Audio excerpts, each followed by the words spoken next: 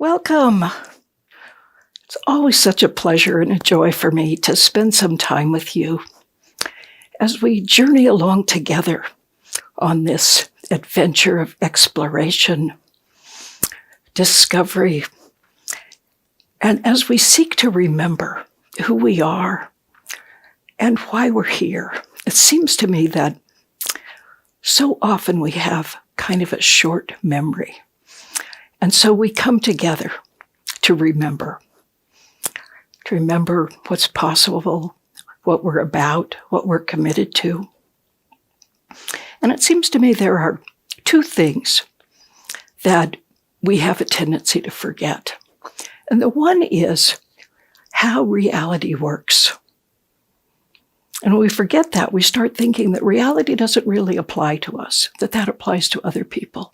And we forget reality, the reality of a generous, ever-giving universe, a universe that can't be stopped from pouring out blessings on us. And the other thing we forget is that we are beings with creative power, that we have the power to create that which we invent first in our thought and then allow to come into being. So one of the reasons I love sharing with you is that I've discovered that as I open myself to what Spirit wants to say, I sometimes think of it as myself as a flute, opening myself for that divine breath to blow through me and create that music that will inspire you. And of course, the flute doesn't choose what song to play next. The flute simply opens itself and is ready. And as I consciously do that, what so often happens, Spirit speaks to me exactly what I need to hear. And so always what I'm telling you is what I myself need to hear. And if you ever feel like I'm repeating myself, just remember, I'm kind of a slow learner sometimes. I need to hear it over and over again. So let's take a minute to look at our themes. Our themes are our overarching ideas that sort of shape what we talk about when we come together. So our theme for the year 2021 is timeless wisdom, evolutionary vision.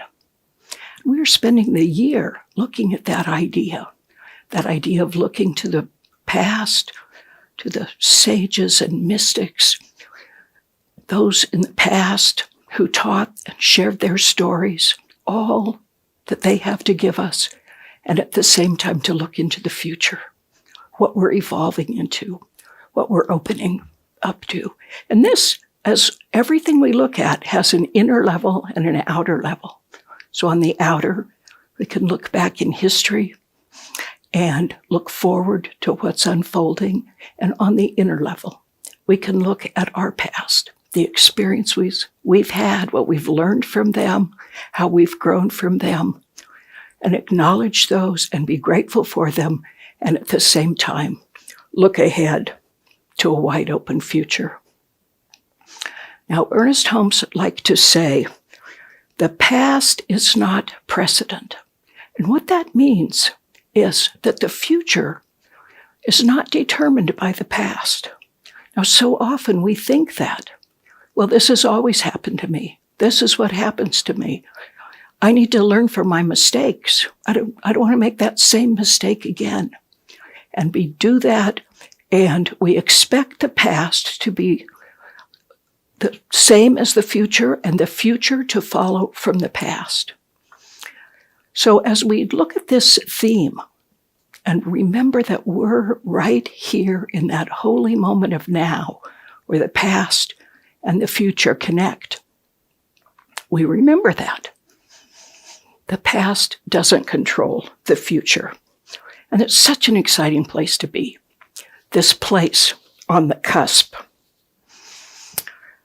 So that's our theme for the year. We're exploring it in different ways, always with that in mind.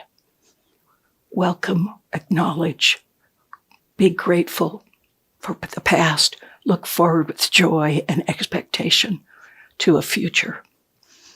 Now, today's the first Sunday in May, so I get to introduce our theme for the month of May. And our theme for May is Holy, Holy Uprising. Wow, what's that? So first, the word uprising. It has within it this sense of rising up. You know, our community song, Together We Rise. And we have those beautiful pictures of the hot air balloons going up as we sing that and remember that. So we're raising our consciousness. We're expanding our consciousness to be able to see more, accept more, recognize more and more of the truth. So that's one sense of an uprising, a rising up, an acceptance of our bigger selves. Now, some of you know that Centers for Spiritual Living has a global vision. Now, this is our vision of what's possible in the world. And as we look at this and review it, we're actually reminding ourselves, this is what I know is possible. And this is what I'm committed to doing my part to bring about.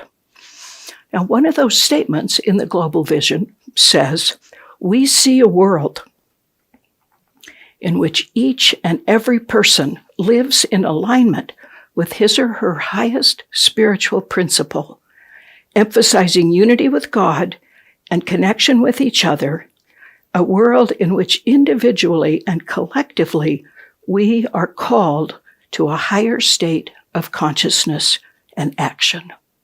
So when we talk about uprising, that's the first sense of it, that rising up. But of course, uprising has another meaning too. Often when we hear that uprising, we think of a rebellion, a revolt, a revolution, a change to the status quo, a drastic change.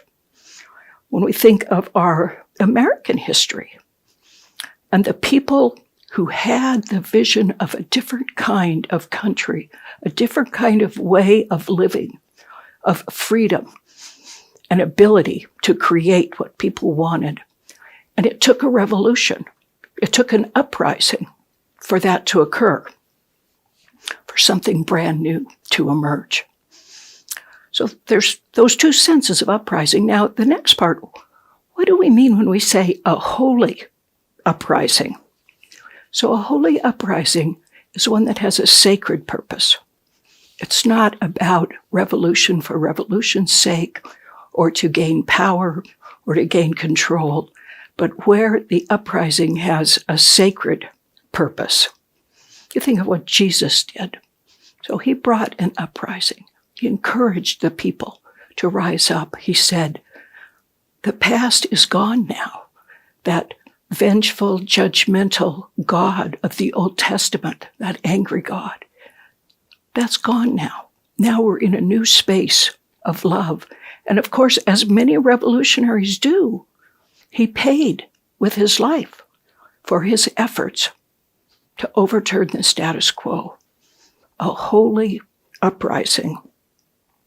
And of course, we can think of many examples. The abolitionists who risked their lives to help the enslaved people along the Underground Railway to find freedom in Canada.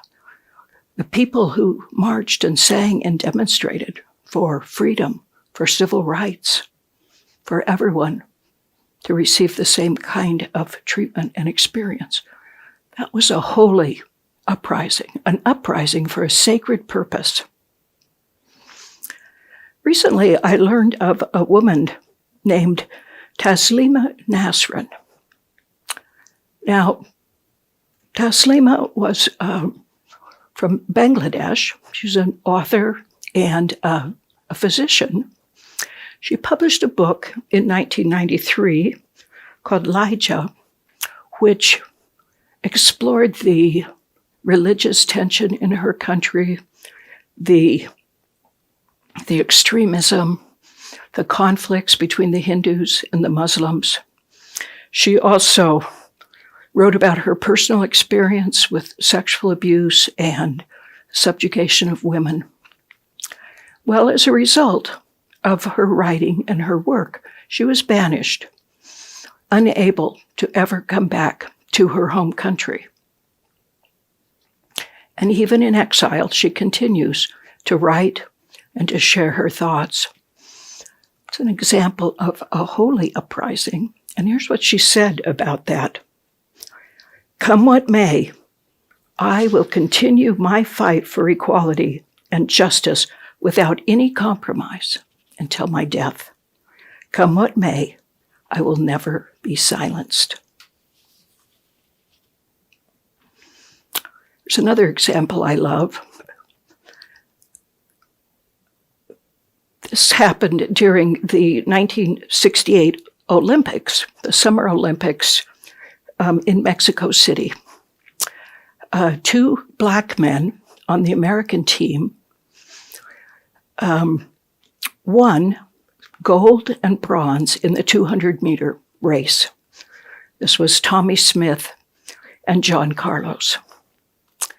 Now, these 2 men were very aware of the injustices in our country at the time, the way that Black people and other people of color were treated.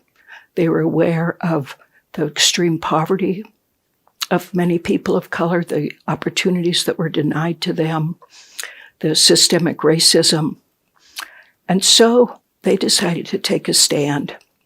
And as they went up to the podium to receive their Olympic medals, first of all, they went barefoot as a symbol of the poverty that so many Black people lived in at that time. And then as the national anthem began to play, they raised their hands in black gloves in a salute. This was their way to say, what's going on needs to be changed. And we are not going to stand here and be proud to be Americans when these things are going on in our country. Now, the Olympic Committee was not happy with this. They felt it was politicizing the Olympics. They felt it was wrong. And they came to the team, the United States team, and they said, you need to kick them off the team. You need to expel them for what they did. And first, the United States team said, no, we're not going to do that. And then the Olympic Committee said, if you don't, we are not going to allow any of the United States team to be in the rest of this Olympics, to compete. And so under that pressure, the United States kicked them off the team, and they were not allowed to compete after that. Now, Tommy Smith, who had taken the gold medal, said, if I win, I'm American, not a Black American. But if I did something bad, then they would say I'm a Negro. We are Black and we are proud of being Black. Black America will understand what we did tonight. That was a holy uprising. That was a rising up, a rebellion, a revolt, without fear of the consequences and a willingness to accept the consequences, and they were severe in this case. So those are examples of what we mean when we say a holy uprising. Now, what about a holy, holy uprising? That means it's only holy, totally and completely holy. We don't have any mixed agenda in it. You know, sometimes we may think, well, I'm going to do this. I'm going to stand up for what I believe. And we're willing to engage in an uprising, and there may be a holy aspect of it, but there's lots of personal stuff in it too. Like, I'm going to be famous. People are going to admire me. People are going to think I'm great. Can you see how then it's not a holy, holy uprising? Because there's those little taints in it of my doing it for my personal glory. So a holy, holy uprising. As we think of that, I like to imagine for a minute that we're on a trek. Maybe a trek of weeks or months, even a lifetime maybe, because we all are, aren't we? And on our travels, on this trek, we come to a plateau. And we turn around, resting for a minute, and we look back at where we've come. See the valleys, forests beneath us off in the distance. Perhaps we see the villages, the cities that we've been to. And then we turn around and we look ahead. We see mountain ranges. And we know there's much ahead that we don't know, that we can't see. But we're willing. We're willing to move ahead, to move into that, to take on those challenges. So we're all there right now in our own journeys. And what if we could say, I'm ready. I'm ready for a holy, holy uprising. I'm in the process of raising my consciousness. I am ready to do what I believe in, to take a stand for what I know is right. And I'm willing to face the consequences. Now, when we do that, and we're willing to do that, that's when our life becomes an adventure.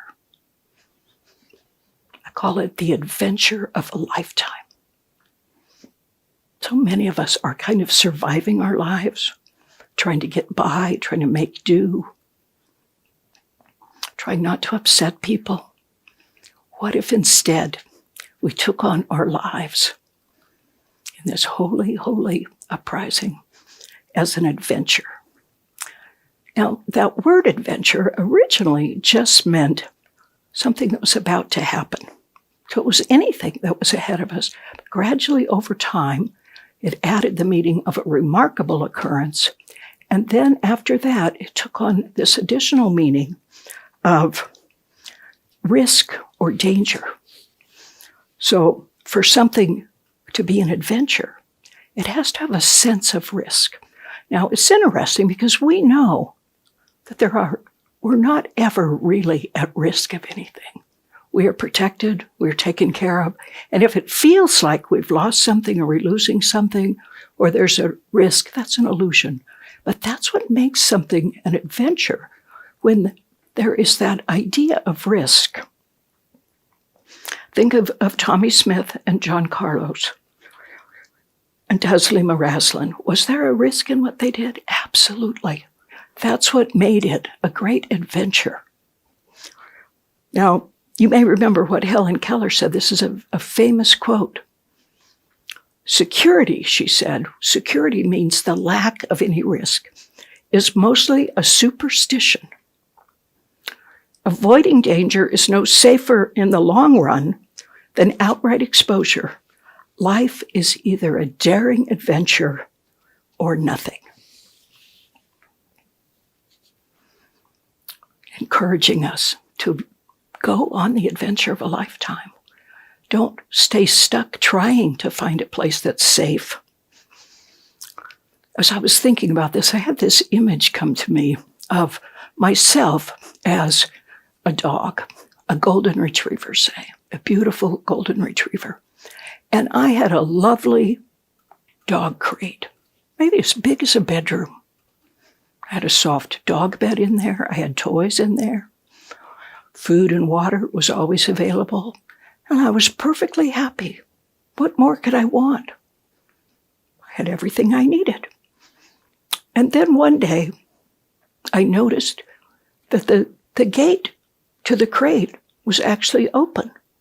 It had always been open. And I wandered out and discovered a completely new world. Just think of a dog, being so excited. All the smells and things to chase and water to get in and mud to roll in. Well, see, a lot of us are like that. We're just so safe in our secure little environment. And there's nothing wrong with that, but we're missing out on the adventure of what's possible, the unknown, the risk. So what makes something an adventure? So first of all, it's chosen willingly. You choose. I want to have an adventure. And you have the choice. You can stay in your small, safe place, or you can go out and be on an adventure, experience things you don't have any idea of what's going to come. The second one is the sense of risk. People who engage in a holy uprising accept the risk. I might be arrested. I might be hurt. Might be tear gas. I don't know what's going to happen. But that's what makes it an adventure. That's part of what makes it an adventure. Not knowing what's going to happen, being willing to take the risk. In a smaller way, even allowing yourself to open your heart to someone. Perhaps after you've had your heart broken many times, or you've convinced yourself you're no good at relationships and that doesn't work for you. That's an adventure. Say, what if I approach it as an adventure? I don't know what's going to happen. There are risks, but I'm choosing that. So, during Ernest Holmes' life, he had a radio show that he called Self-Reliance and Your Adventure. And in it, he said, God is our adventure. He invited us to see our acceptance, our knowing, our opening ourselves to that infinite creative spirit as the greatest adventure. The spiritual adventure, he said, is always unfolding. So, here's what I want you to remember today. Say to yourself, I'm ready for a holy, holy uprising. As a center, let's say to ourselves, we're ready for a holy, holy uprising. We're ready for an adventure. We don't know how it's going to look. We don't need to. We're willing to take risks. We're willing to stand up and say, this is how it's going to be. That's the first part. And we're willing to accept each other's support as we take off on this adventure. Next, welcome life as an ongoing adventure. Choose the risk. Choose the unknown. Accept what happens. A part of this, of course, is letting go of any sense of blame. If things happen that are unexpected and that are challenging to us, of course, when we're in that place where we remember that everything that happens is a gift to us from the universe, then we don't blame ourselves. Instead of saying, oh boy, I screwed that one up. I should never have done that. I should have remembered. Why didn't I stay in the safe little crate instead of going out exploring in the big world? Now look. Now we let that go as part of the adventure, and then we look. Where's the gift? The universe is always creatively and intelligently unfolding, evolving. What's ours to do is to align ourselves with that, participate in that, be a part of that. So, as you go forward into this next week, say yes. Say yes to the adventure of a lifetime. Say, I'm ready. I'm willing. I see my life as an adventure. And you might say this affirmation to yourself. With unshakable confidence, I participate fully and freely in the adventure of life.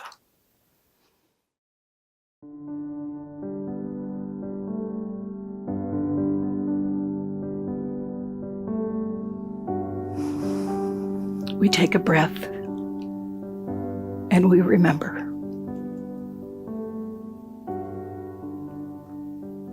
We remember what we know. We know that we live in an atmosphere of love. We know that we live in an infinite creative energy. that is in all and through all. We know that we are expressions of the divine, unique, irreplaceable, ourselves alone. And we know that we are growing, we are evolving, we are expanding. I know this is true for me, and because we are one, I know that what is true for me is true for all of us. This is who we are. And knowing this and remembering this, I declare our center is ready to engage on the adventure of a lifetime. We may not know how it will look. We may not know how it will turn out. There may be risks, because there are always risks when we're willing to accept the unknown. But we are willing because we know it's all an adventure. We accept our power to create our lives as the adventure of a lifetime. We give thanks. We give thanks for the opportunity to be together, to come together, to worship, to pray, to meditate, to support each other, to love each other, to know the truth for each other when we forget. We live in a space of gratitude, knowing and seeing and accepting the gifts